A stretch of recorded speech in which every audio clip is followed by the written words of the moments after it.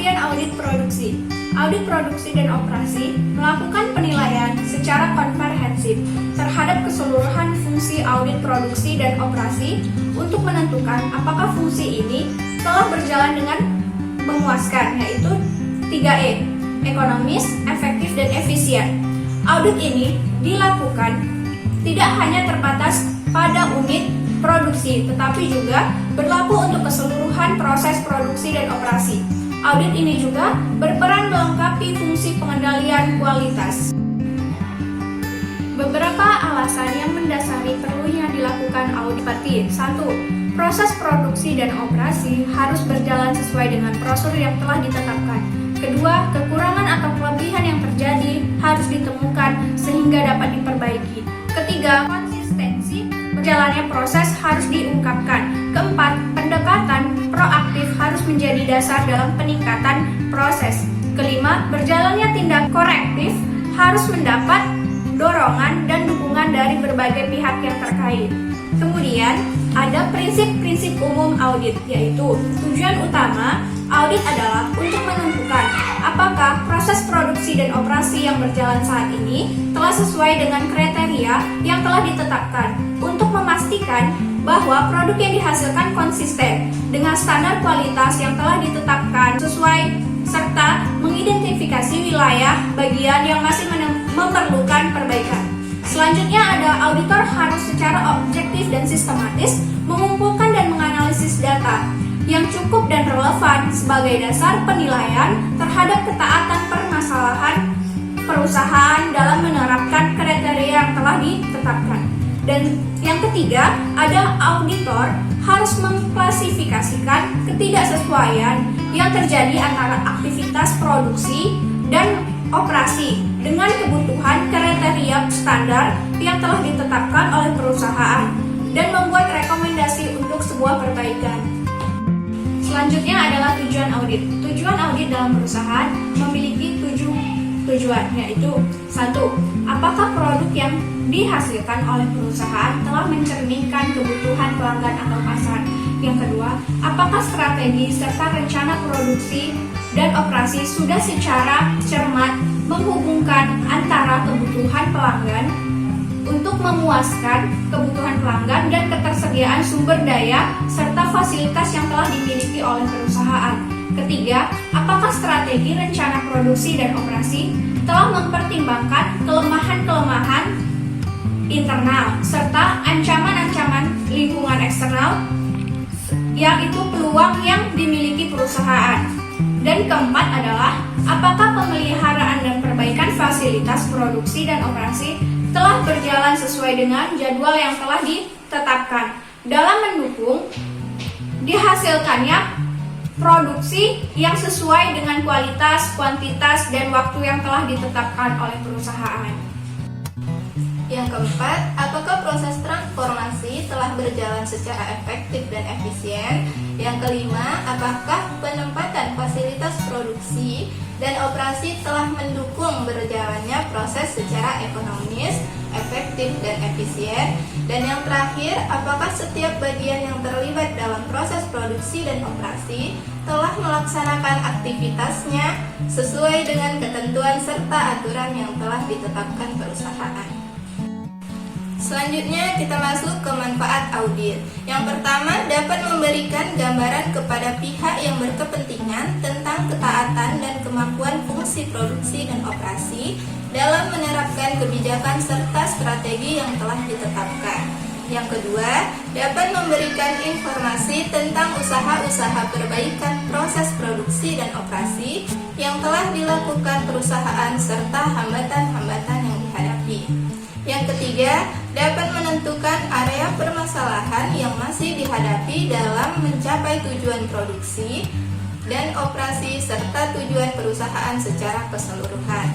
Yang keempat, dapat menilai kekuatan dan kelemahan strategi produksi dan operasi serta kebutuhan perbaikannya dalam meningkatkan kontribusi fungsi ini terhadap pencapaian tujuan perusahaan. Selanjutnya ada 5 tahap audit. Yang pertama, audit pendahuluan. Yang kedua, review dan pengujian terhadap pengendalian manajemen. Yang ketiga, audit lanjutan atau terinci. yang keempat pelaporan, dan yang kelima tindak lanjut. Jadi, apakah audit pendahuluan?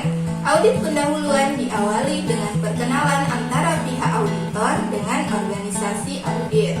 Pertemuan ini bertujuan untuk mengkonfirmasi skop audit, mendiskusikan rencana audit, dan penggalian informasi umum tentang organisasi audit.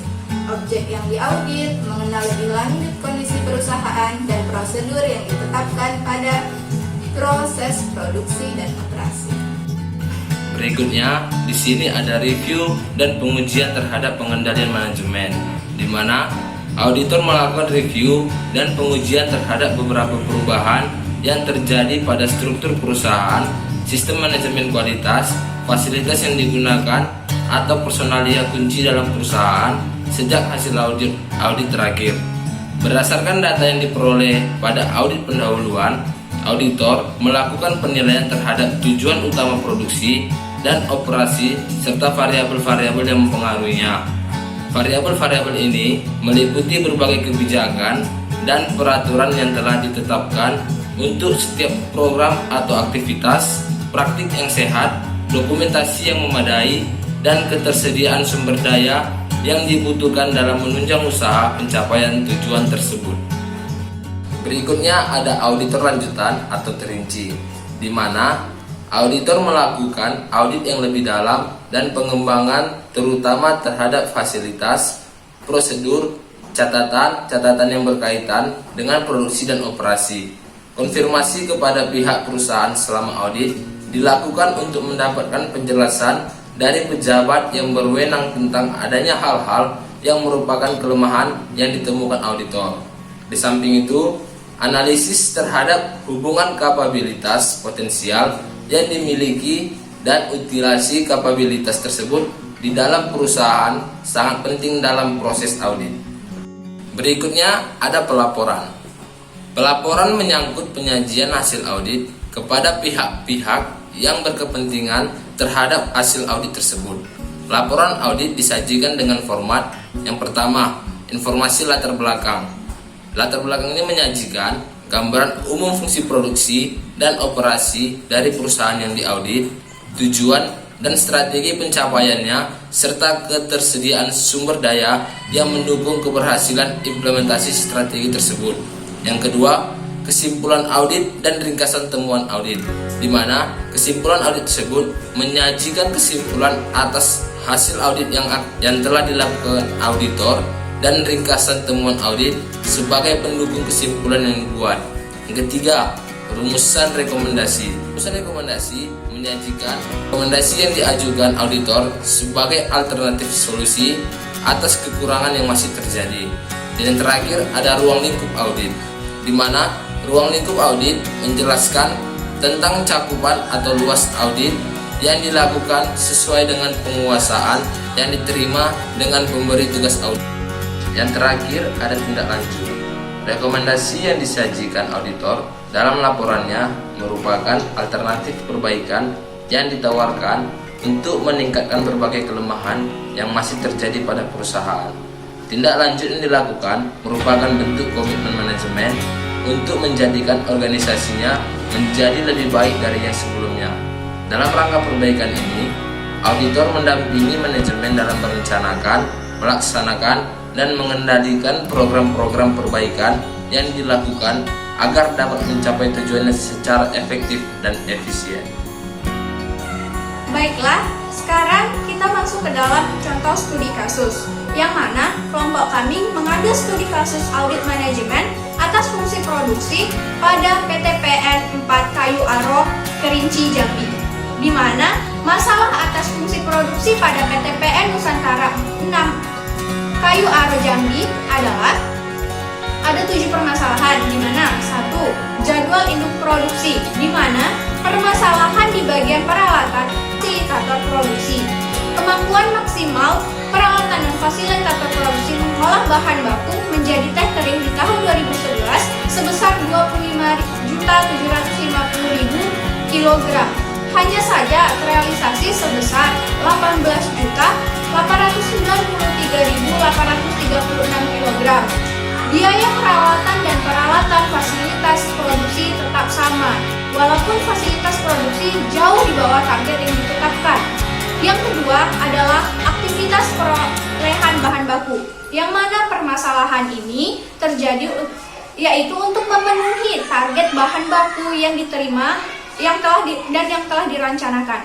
Perolehan bahan baku teh ini di akhir tahun jauh dari bawah target yang ditetapkan, sehingga berdampak pada penurunan produksi teh kering pada ortodoks dan CTC. Yang ketiga adalah tingkat produk cacat, yang mana permasalahan ini terjadi di sistem Nantika dan langkah produksi yang jelas dapat menghindari perusahaan dari pemborosan, pekerjaan yang berulang kali, dan terjadinya produk cacat. Dan yang keempat adalah aktivitas perawatan peralatan dan fasilitas produksi, di mana pada masalah ini peralatan dan fasilitas produksi siap pakai dan terbatas dari kerusakan sebelumnya. Kegiatan produksi disebabkan oleh perawatan peralatan dan fasilitas produksi yang dilakukan setiap hari secara rutin dan terus berkala. Dan yang kelima adalah aktivitas pengembangan angkatan kerja, yang mana pada masalah ini terjadi pada tanggung jawab dan wewenang pimpinan perusahaan, dan aktivitas pengembang angkatan kerja telah terdokumentasi di dalam deskripsi kerja unit atau kebun. Dan yang keenam adalah aktivitas pengendalian kualitas, di mana ketentuan pengendalian kualitas produk jadi telah terdokumentasi dengan jelas dalam SOP. Dan yang terakhir adalah aktivitas pengepakan dan penyimpanan produk jadi. Kualitas produk akhir teh dan produk teh, jenis kualitas produk teh hitam, jenis ortodoks dan CTC tetap dalam keadaan baik dan tidak mengalami kerusakan maupun penurunan kualitas, sehingga dikirimkan ke pasar sampai diterima oleh konsumen di dalam maupun di luar negeri. Selanjutnya, tahapan-tahapan audit produksi pada kasus PTPN Nusantara 6 Kayu Aro, yang mana pada tahapan pertama yaitu tahap pendahuluan, di mana pada tahapan ini peneliti melakukan observasi di PTPN 6 Kayu Aro, melakukan wawancara mengenai hal-hal yang berkaitan dengan organisasi, yaitu mulai dari profil organisasi perusahaan, visi dan misi perusahaan, struktur organisasi, lokasi dan kebijakan organisasi, dan hal-hal yang berkaitan aktivitas, yaitu pelaksanaan aktivitas produksi. Yang kedua adalah tahapan review. Pada tahapan ini, peneliti melakukan review apakah sistem pengandelian yang ada di PTPN 6 Kayu Aro menjadi pedoman yang digunakan oleh para pimpinan dan karyawan bagian produksi dalam mengendalikan proses yang telah berjalan agar tidak keluar dari ketentuan dan standar yang telah ditetapkan. Dan selanjutnya adalah ada tahapan audit terinci. Pada tahapan ini menetapkan 3 elemen pokok untuk menguji apakah pengandelian manajemen telah sesuai dengan tujuan perusahaan atau belum. 3 elemen pokok tersebut adalah kriteria, di mana apakah ada standar atau norma yang menjadi pedoman bagaimana seharusnya pihak-pihak di dalam perusahaan PTPN Aro melakukan aktivitasnya sebagai penanggung jawab atau wewenang yang dilimpahkan dan menjadi tolak ukur kinerja perusahaan, sehingga dengan adanya kriteria tersebut ditentukan apakah suatu kondisi penyimpangan atau tidak pada PTPN Nusantara 6 Kayu Aro sesuai dengan standar, apakah dilakukan SOP pada PTPN 6 Kayu Aro. Selanjutnya yaitu juga termasuk suatu kondisi yang tidak melakukan suatu tindakan yang seharusnya dilakukan atau penyimpangan dari kriteria. Apakah PTPN 6 Kayu Aro telah melakukan aktivitas atau tindakan yang tidak seharusnya atau tindakan yang menyimpang. Dan selanjutnya adalah efek perfect, dapat bersifat positif atau negatif. Efek positif yang akibat dan bersifat ekonomis, efisien, dan efektif. Sedangkan efek negatif yaitu yaitu akibat yang bersifat tidak efektif atau efisien, dan tidak bersifat ekonomis. Dan apakah akibat yang didapat oleh PTPN 6 Kayu Aro setelah melakukan aktivitas produksi? Selanjutnya adalah tahapan pelaporan. Pada tahapan ini, peneliti menyimpulkan hasil penelitian berdasarkan hasil analisis atas kriteria sebab dan akibat pada aktivitas produksi fungsi dan kemudian memberikan saran serta rekomendasi perbaikan guna peningkatan efektivitas fungsi produksi di masa yang akan datang. Selanjutnya, kami akan menampilkan matriks prosedur pada studi kasus sebelumnya, yaitu studi kasus PTPN 6 Kayu Aro Jambi, di mana kondisi real yang terjadi adalah kapasitas produksi hanya terrealisasi sebesar 18.893.836 kilo, tidak mencapai target yaitu sebanyak 25.750.000 kilogram. Penyebabnya yaitu ketidakmampuan perusahaan dalam mencukupi kebutuhan bahan baku maksimal yang bisa diproduksi oleh perusahaan bagian pengolahan. Akibatnya, peralatan banyak menganggur. Namun demikian, biaya yang dikeluarkan untuk perawatan dan fasilitas produksi tetap sama, sehingga menyebabkan penurunan keuntungan perusahaan.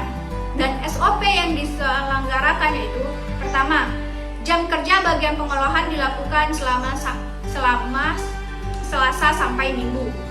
Yang kedua, jam kerja bagian pengelolaan dimulai dari jam 7 pagi hingga jam 11 malam.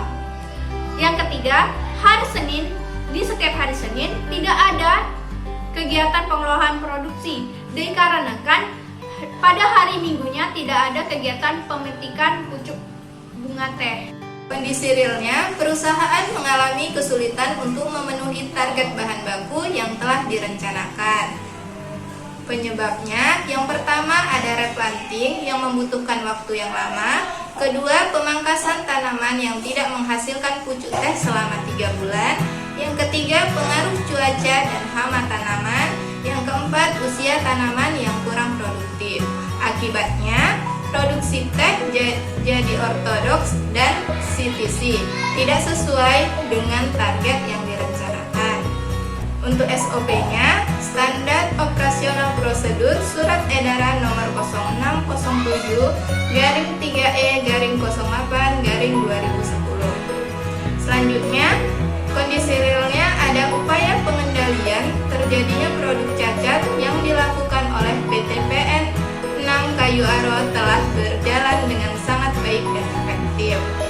Penyebabnya, sistematika dan langkah produksi yang jelas dapat menghindari perusahaan dari pemborosan, pengerjaan yang berulang, dan terjadinya produk cacat. Akibatnya, teh kering jenis ortodoks dan CTC yang dihasilkan berkualitas tinggi dan berhasil menembus pasar internasional. Untuk SOP-nya, pengolahan teh hitam jenis ortodoks dan CTC, SOP ini mengatur proses produksi teh secara sistematis dan jelas. Kondisi realnya, aktivitas perawatan peralatan dan fasilitas produksi sudah dijalankan dengan baik. Penyebabnya, perawatan peralatan dan fasilitas produksi yang dilakukan setiap hari secara rutin dan berkala. Akibatnya, masalah kerusakan peralatan yang menyebabkan terganggunya proses produksi bisa diatasi. Untuk SOP-nya, perawatan seluruh peralatan dan fasilitas produksi dilakukan secara rutin dan berkala. Selanjutnya, ada kondisi real pengembangan angkatan kerja di PTPN 6 Kayu Aro sudah berjalan dengan baik dan efektif. Penyebabnya, penempatan karyawan yang sesuai dengan potensinya dan karyawan yang kompeten disebabkan oleh ketentuan pengembangan angkatan kerja di PTPN 6 Kayu Aro. Akibatnya, menghasilkan karyawan yang kompeten di bidangnya dan sesuai dengan posisi yang diembannya. Untuk SOP tercantum pada perjanjian kerja bersama dan deskripsi kerja unit atau kebun. Kondisi real selanjutnya ada ketentuan pengendalian kualitas hingga produk jadi telah terdokumentasi dengan jelas dalam SOP. Penyebabnya, pengendalian yang dilakukan oleh PTPN 6 dari perlakuan bahan baku di lapangan hingga produk jadi bertujuan untuk memastikan bahwa produk yang dihasilkan berkualitas tinggi, layak konsumsi, dan layak edar di masyarakat. Untuk akibatnya, menghasilkan produk teh kering jenis ortodoks dan CTC berkualitas prima, terbebas dari zat berbahaya, dan berhasil menembus pasaran internasional. Untuk SOP-nya tercantum pada standar operasional prosedur. Kondisi real selanjutnya ada aktivitas pengepakan dan penyimpanan barang jadi di PTPN 6 Kayu Aro telah berjalan dengan baik dan efektif. Penyebabnya, langkah pengepakan dan penyimpanan barang yang dilakukan oleh PTPN 6 Kayu Aro bertujuan untuk menjamin kualitas produk akhir teh hitam jenis ortodoks dan CTC tetap dalam keadaan baik dan tidak mengalami kerusakan maupun penurunan kualitas, sehingga dikirimkan ke pasar sampai diterima oleh konsumen di dalam maupun di luar negeri. Untuk akibatnya, produk akhir teh kering jenis ortodoks dan CTC selalu dalam keadaan prima dan tidak mengalami kerusakan. Untuk SOP-nya, prosedur ini berisikan ketentuan seperti bahan pembungkus dengan standar. Baiklah, kita masuk ke pembahasan terakhir tentang tingkat relevan prosedur dengan fungsi produksi pada studi kasus. Berdasarkan telaah dan pembahasan terhadap penelitian tentang audit manajemen atas fungsi produksi di PTPN 6 Kayu Aro Kerinci Jambi, maka penelitian ini dapat disimpulkan sebagai berikut. Aktivitas fungsi produksi, bagian pertama, jadwal induk produksi, di mana jadwal induk produksi antara unit bisnis di PTPN 6 Kayu Aro telah terintegrasi dengan baik dan efektif. Standar-standar dan jadwal-jadwal kegiatan produksi di setiap unit bisnis telah terdokumentasi dan dilaksanakan dengan baik. Namun, masih terdapat permasalahan seperti kinerja mesin pengelolaan di bawah kinerja maksimal dikarenakan ketidaktercapaian perolehan bahan baku. Yang kedua, aktivitas perolehan bahan baku. Ketentuan perolehan bahan baku telah terdokumentasi dan jelas dan pelaksanaannya pun telah dijalankan dengan baik. Namun, perusahaan masih mengalami permasalahan dalam mencapai target kuantitas perolehan bahan baku. Permasalahan tersebut disebabkan oleh kebijakan perusahaan untuk melakukan penanaman ulang pohon teh atau replanting. Yang ketiga, ada tingkat produk cacat, di mana upaya meminimalkan dan menghindari terjadinya produk cacat telah dijalankan dengan baik dan efektif oleh PTPN 6 Kayu Aro. Ketentuan dan sistematika proses produksi telah dijalankan dengan baik dan efektif sehingga pemborosan, pengerjaan berulang, dan kemungkinan terjadinya produk cacat bisa diatasi. Berikutnya yang keempat, aktivitas perawatan peralatan dan fasilitas produksi.